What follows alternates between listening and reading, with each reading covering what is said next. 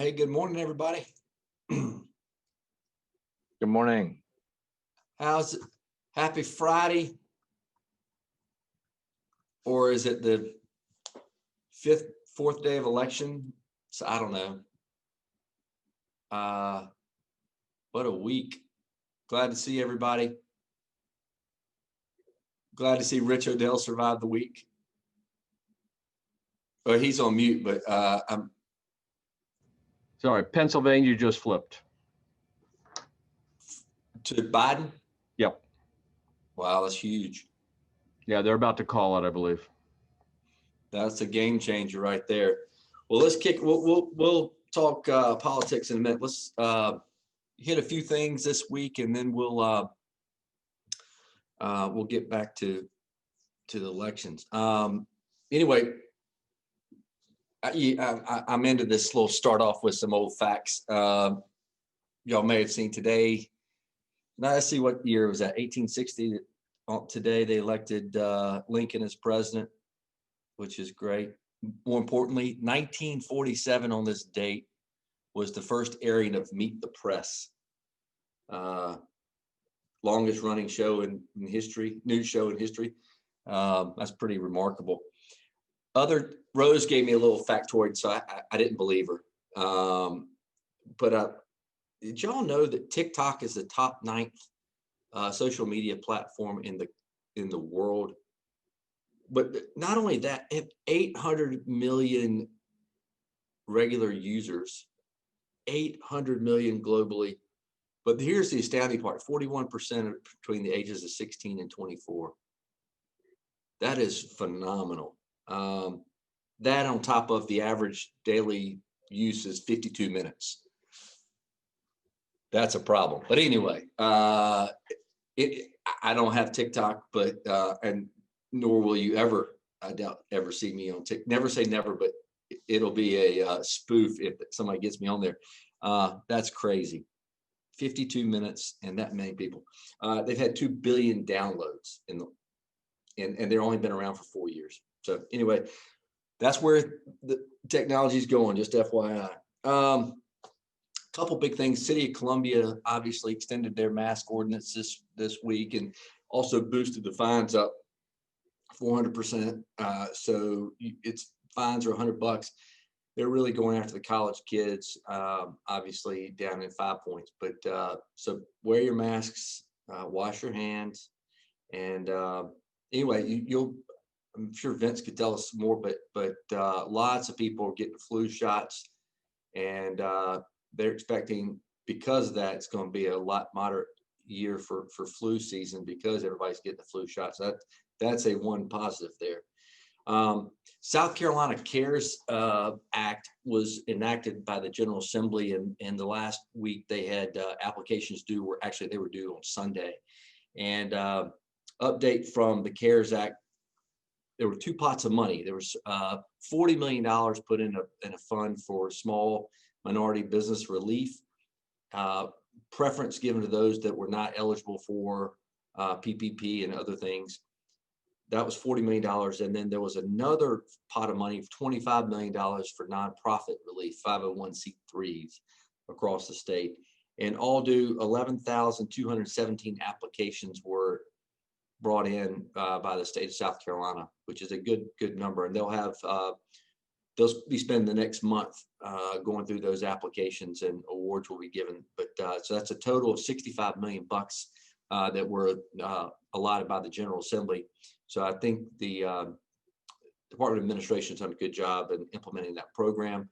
And so good money. If you all remember, we talked about this back in June, but the Columbia, Greenville, and Charleston chambers were really pushing for $100 million in small business relief.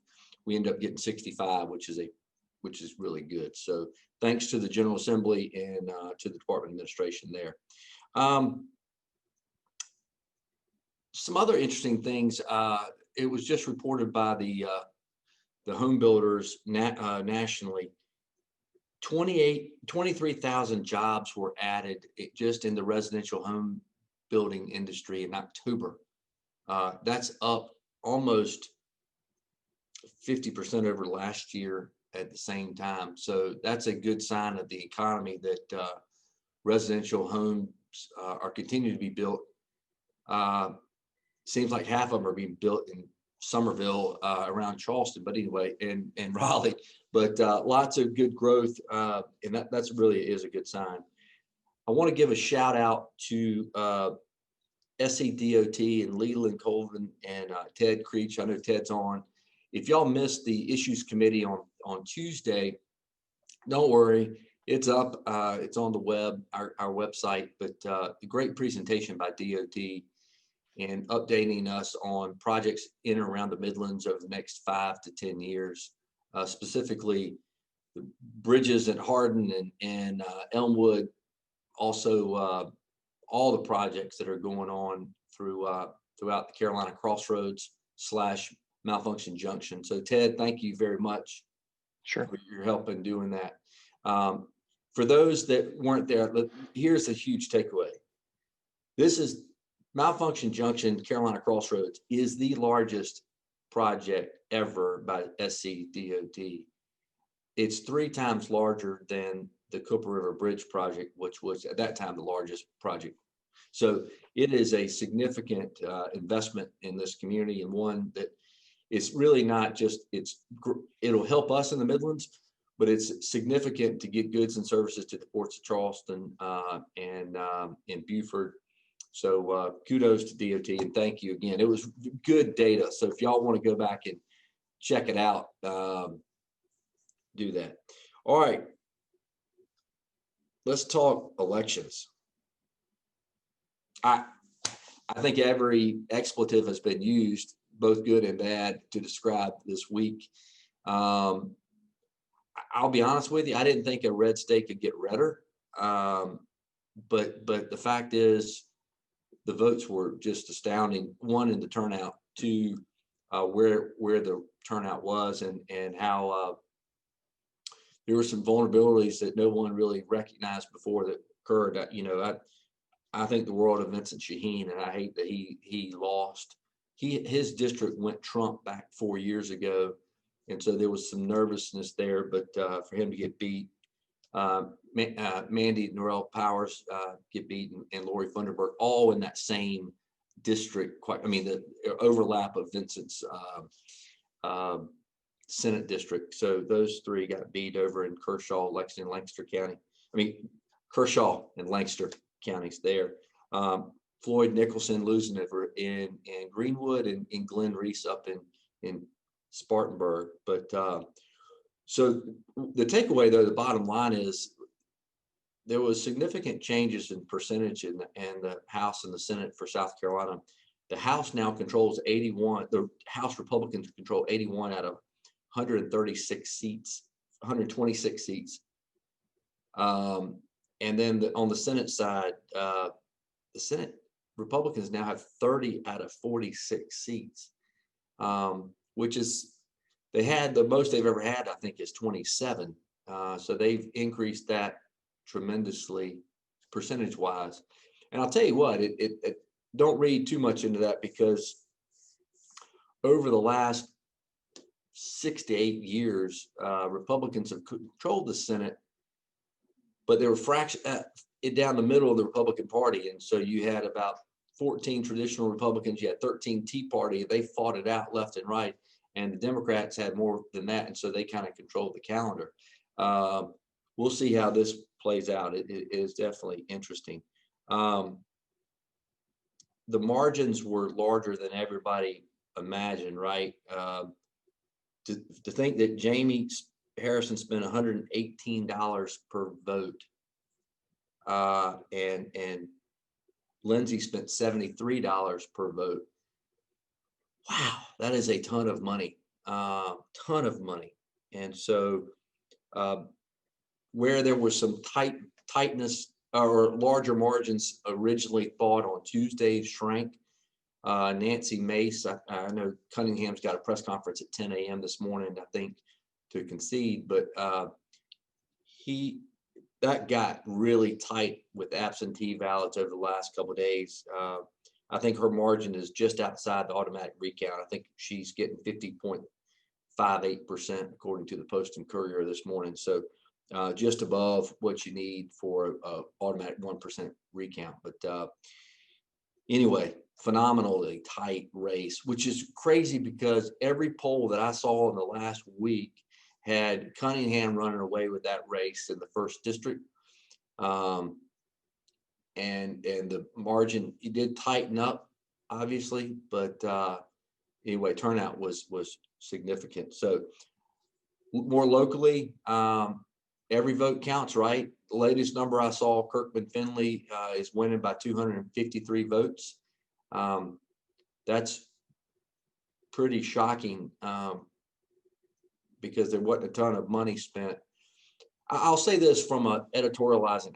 Boyd Brown is an old friend, former House member from Winsboro, had an interesting take on the election. And Boyd, a moderate Democrat in South Carolina, but he thinks that a lot of the down races were impacted by the lack of, I mean, all the advertising dollars were spent on the upper levels, right, of the presidential and Senate races, and that no locals could really get their message out.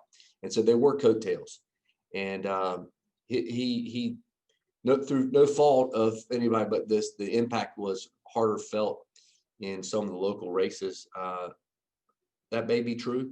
I don't know. It's going to be a great political science class on the election of 2020, no doubt, and the impact of social media, COVID, and the polarization of the parties will be interesting to say the least. So I'll say this.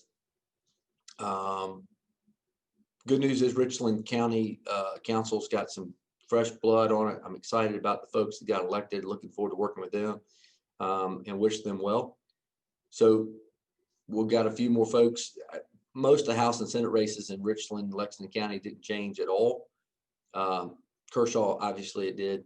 So look forward to meeting those folks. But overall, let me throw it to y'all. See what are your thoughts on the election?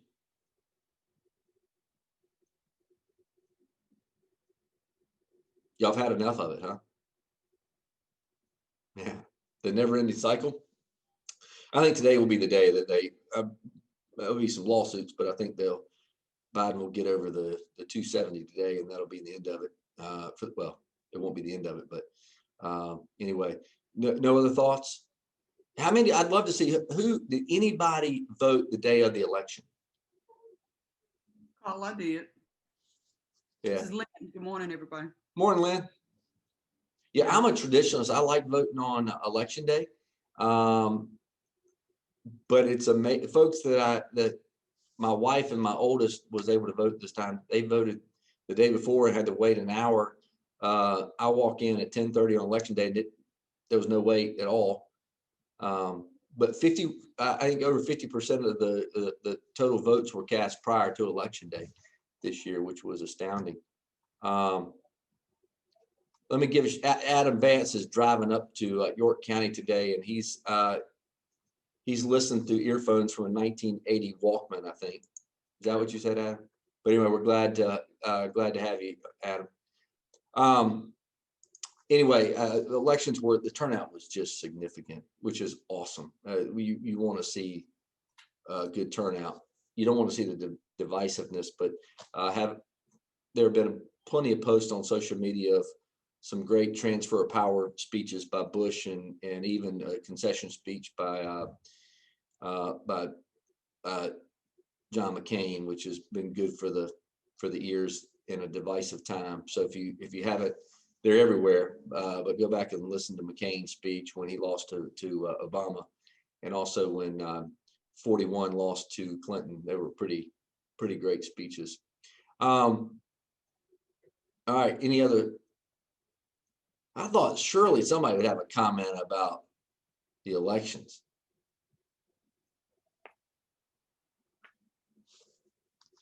Yeah. Hey, Lance, how you doing? He got the ability to vote straight party ticket on the ballot seems to put the party above the people. Yeah. So anyone that runs, yeah. I tell you what, Democrats had the lock on straight party leaver pools up until 2016. And that was the first time ever that the Republicans had more straight party ticket voters than Democrats in the last 20 years or so. Actually, the Republicans never had more than that. But so really interesting tactics, if you will, for that. But I was this year the Republicans will probably maintain that straight party edge like they did in 2016. But prior to that, it was all Democrats, which is interesting.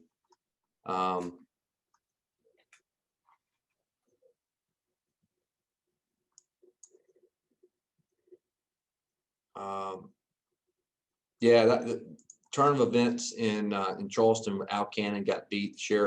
Longtime sheriff of Charleston County gets beat, which is a wave. I'll tell you, a lot of the votes on the coast were going Democratic, and they fell short. Chip Campson was trailing the week before the election. Sandy Sin was trailing the week before the election, and somehow the polls. And that may be a takeaway too here, Rich. You know, the polling. Last lot of conversation as it 4 years ago about all the polls being somewhat wrong. It seems like a lot of notoriety. It's been Robert Cahaley from South Carolina has seen a lot of public recognition that he's almost got it right. I think 2 states he may get wrong, but by the slimmest of margins. And not quite candidly, I know they're doing some cross-pollination of data, but I'm not smart enough to figure that out, how they're doing it. But I know that more people are doing it wrong than right, but I don't know the answer going forward because people like data. People want to know what trends are. So what's the answer, Rich? I don't think there is an answer right now because we live our lives differently than we did 50 years ago. You know, back in the day, you could make a phone call. Everybody would answer the phone call. They would answer a poll. But now, since we're inundated by robocalls, since so many fewer people have landlines, so many fewer people will not respond to anything. So I think the sample is very difficult to pin down on where to get it, how to make sure it's a realistic sample, and have people answer you truthfully of what their intent is. There's an awful lot of skepticism out there. And there's a lot of folks who will either not answer or will give you opposite what they really intend to do. If you talk to pollsters right now, it's a very difficult business to be in because you're right. They messed it up in 16. They've messed it up for quite a while now. I question every poll. I seriously, because simply the methodology and the sample. If getting the right sample is the key to everything, and that's been a difficult thing.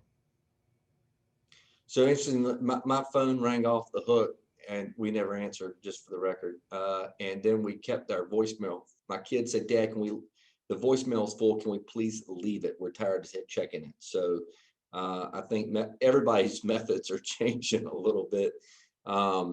Interesting. Well, just for thought, there's been a lot of talk of the Graham-Harrison race just because it was the most expensive Senate race in U.S. history, which is just astounding to me that it happened here in little old South Carolina.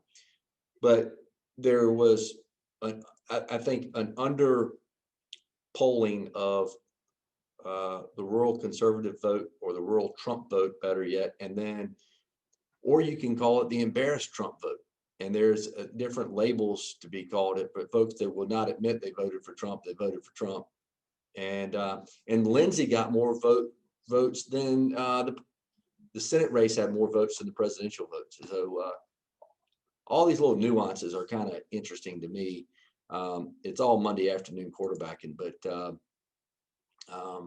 I do think that with technology today, there will have to be some type of changes to the polling process. But anyway. Hey, Carl. Yes, sir. It's also, we all get spun out of control. I mean, I have spirited debates and intense debates and everything else, but, we are in control of ourselves, so let's not be crazy, and let's just drive on before we blame everybody else for all of this craziness. Just kind of worry about yourself, and show where you stand, and then let it go. Let things work themselves out. So I mean, that's just my thought. I mean, and that's me trying to control myself. So. That's a good point. We had an executive board meeting this week, and we spent a good amount of time talking about the divisiveness and how, as a chamber, we can play a role in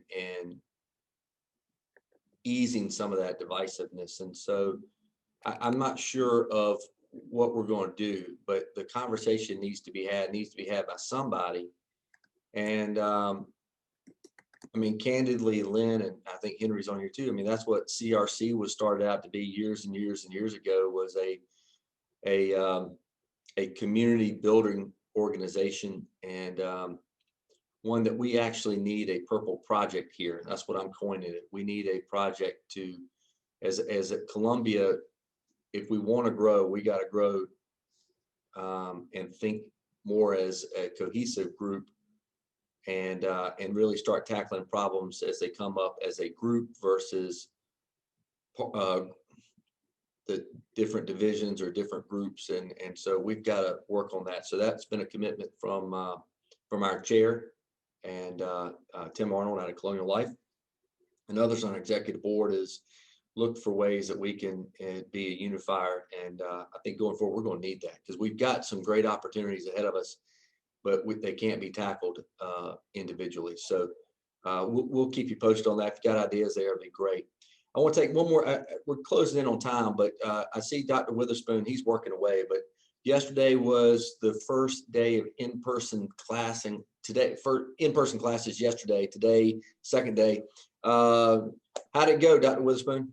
Went well. I had an opportunity to certainly go out to schools and see students. And as you've indicated, this week, well, yesterday, because of work day and elections, and then with the flex day to get our students in grades 3 through 12 in, and decided to get the students back in and seeing their faces and talking with our staff and all. So good day. And we know the numbers are going up, but we're holding course right now with regard to our hybrid plan.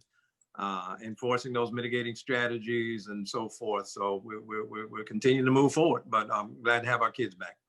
Hey, not to put, let me ask a quick question if I can. Just out of curiosity, somebody mentioned the other day, they asked a question. I didn't know the answer to this, because I think kids even if they're in the classroom, they're watching their friends that are sitting at home. So they're both in and out. Does the schools have adequate bandwidth to handle all kids being online in the classroom? Yeah, our bandwidth is pretty good, and we have the ability to throttle up or throttle down if needed or as needed. But we're, even with where we are right now, we're still only using a fraction of our bandwidth. So great. Okay, bandwidth is not an issue. Great. Yeah, that's good stuff. All right. How about any other questions today? Carl, this is Lynn. Hey, Lynn. Just wanted to comment on your comments about the CRC. Just want to let everybody know that the CRC is working on those issues. We've re-engaged our youth organization within the CRC, and we also are in the process of finalizing our selection on our new ED. Oh, great. Just want to announce that. So once we get those things established, we'll be off and running, and we appreciate all your support. Great. Thank you very much. Thanks for the update. That's helpful. All right. Any other food for thought? Carl, just one thing. I would say be careful of disinformation out there. There's a lot of stuff circulating on social media that is absolutely untrue. A lot of conspiracy theories that that have no basis. So just be very, very careful about disinformation and about forwarding on stuff that you don't personally know is true. There's a lot going on out there. Just be aware. I I tend to agree. Yeah, the social stuff got kind of crazy. Yeah, sad. All right. Well, listen, I hope y'all have a great weekend. It's going to be pretty good, a little bit of rain next week. And so y'all be safe. We'll see you really soon. Don't forget, mask up or $100 fine. And then washing your hands is the best thing you can do. So keep doing those things. We'll hopefully have these numbers down. So y'all take care. Have a great weekend, everybody.